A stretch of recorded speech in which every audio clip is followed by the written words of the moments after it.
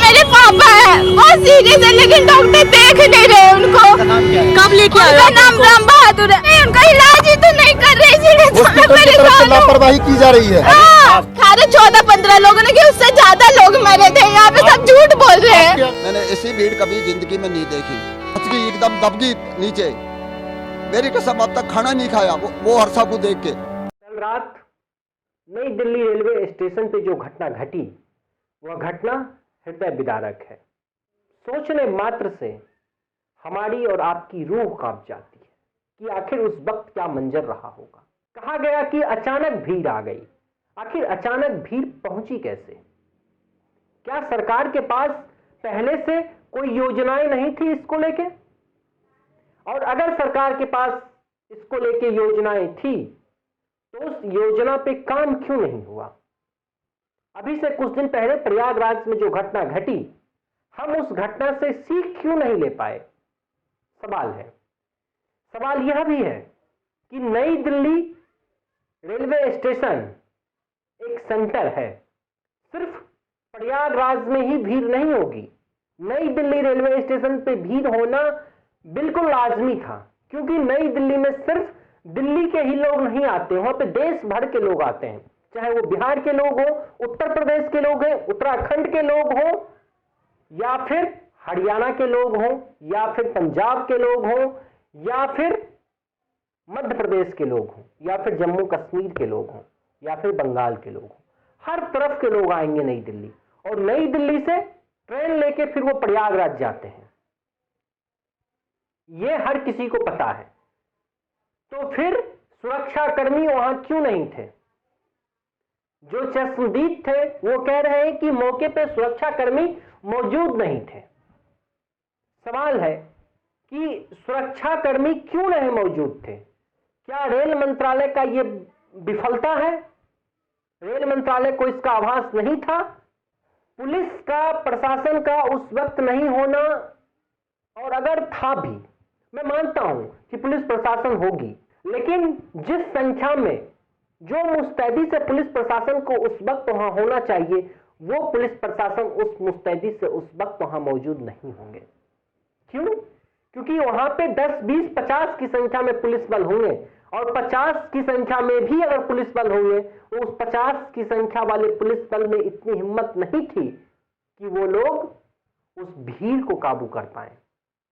उस भीड़ को काबू कर पाना मुश्किल था, और मिसकंफ्यूजन क्रिएट हुआ, क्योंकि शुरुआती दौर में सरकार के जो लोग हैं, चाहे सरकार हो चाहे पुलिस प्रशासन हो, इसने लीपापोती, इस पूरे घटनाक्रम में लीपापोती करने में कोई कोर कसर नहीं छोड़ी। शुरुआती दौर में तो इस घटने को घटना माना ही नहीं जा रहा था। कहा जा रहा था कि ऐसा कुछ नहीं है, सामान्य स्थिति है। 18 लोगों की जान गई, और 18 लोगों की जान गई, उसमें 50% लोग बिहार के हैं और अन्य राज्य से हैं, दिल्ली से हैं, हरियाणा से हैं और जगह से हैं। और ये पहली बार ये ऐसी कोई भीड़ देखने को नहीं मिली। अभी से कुछ दिन पहले छठ का पर्व था। छठ पर्व के वक्त यही हाल हर रेलवे स्टेशन पे होता है, खासतौर पे नई दिल्ली, आनंद विहार या पटना कह लें, इन तमाम रेलवे स्टेशनों पे यही हाल और यही हश्र होता है। देखने वाला कोई नहीं होता है।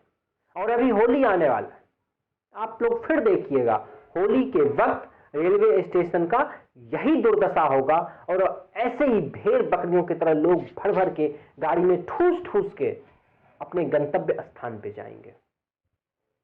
और आज जिस प्रखरता से मीडिया और देश की जनता मुखरता से सरकार के सामने आवाज रख रही है, अच्छी बात है, लेकिन मैं आज फिर आपको कह दे रहा हूं, जैसे ही मीडिया को कोई दूसरी खबर मिलेगी, और मैं खबर भी बता दे रहा हूं, दिल्ली के नए मुख्यमंत्री के चेहरे का नाम जैसे ही ऐलान होगा, मीडिया इस खबर को छोड़कर तुरंत भाग जाएगी और वो मुख्यमंत्री वाली खबर पे चली जाएगी, और फिर ये खबर ऐसे का ऐसा ही धरा का धरा रह जाएगा।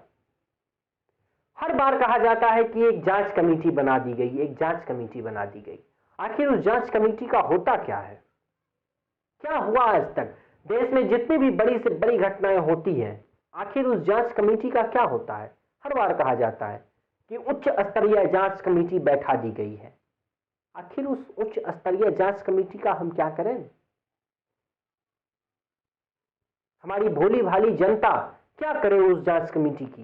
जरा सोचिए और कल्पना करिए कि उस व्यक्ति के लिए ये मंजर कितना हृदय विदारक होगा, जिस व्यक्ति की आंखों के सामने उसकी पत्नी दम तोड़ दी, उसकी बेटी मौत के गाल में समा गई। वो व्यक्ति किस मानसिक स्थिति से गुजर रहा होगा, ये सोचिए और कल्पना करके बताइए। और पुलिस प्रशासन क्या कर रही थी? पुलिस प्रशासन के इसलिए सवाल है क्योंकि भीड़ अचानक नहीं, भीड़ धीरे धीरे बढ़ी होगी। और अगर रेल मंत्रालय और पुलिस प्रशासन के पास पहले से योजना थी तो बैरिकेड लगाकर भीड़ को क्यों नहीं रोका गया? पहले से रेलवे स्टेशन के बाहर दिन में ही बैरिकेड क्यों नहीं लगाई गई?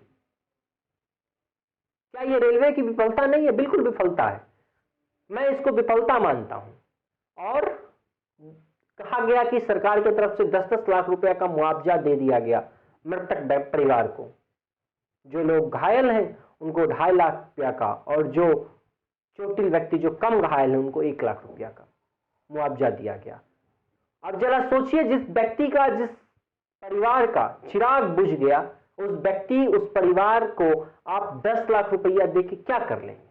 उससे क्या हो जाएगा उसका? और हमें इस पर गहन सोचने और गहन चिंतन की आवश्यकता है। शुरुआती दौर में कहा गया कि कोई मिसकंफ्यूजन नहीं हुआ, एक व्यक्ति सीढ़ी से गिर गए। हाँ, मैं मानता हूं। कुछ लोग वहां के जो चश्मदीद थे उनके तरफ से कहा गया कि रेलवे के तरफ से माइक में कहा गया कि फला गाड़ी नंबर फला प्लेटफॉर्म पे आ रही है, फला गाड़ी नंबर फला प्लेटफॉर्म पे आ रही है। लोगों के बीच मिसकंफ्यूजन हुआ, लोग इधर से उधर भागे, अफरा तफरी का माहौल हुआ। अगर रेल मंत्रालय की तरफ से पहले से ही अगर निर्धारित कर लिया गया होता कि प्रयागराज के लिए, प्रयागराज जाने के लिए मात्र ये प्लेटफॉर्म है, इस पे सिर्फ प्रयागराज जाने वाली ही गाड़ियां आएगी, बिहार जाने वाली गाड़ियां अन्य प्लेटफॉर्म पे आएगी, तो मुझे लगता है संभवतः इतनी बड़ी घटनाएं ना होने का चांस होता, संभावनाएं होती। चाहे वो प्लेटफॉर्म नंबर 1 सेलेक्ट कर लिया गया होता या प्लेटफॉर्म नंबर 16 सेलेक्ट कर लिया गया होता। और भीड़ जब बढ़ रही थी, इन लोगों के पास कोई डाटा नहीं था। और मैं रेलवे स्टेशन का अपना अनुभव बताता हूं, मैं जब रेलवे स्टेशन पे जाता हूं तो अमूमन ऐसा कोई जांच नहीं होता है। सरकार को इससे सीख लेनी चाहिए। खैर, आप लोग क्या सोचते हैं बताइएगा जरूर। नमस्कार।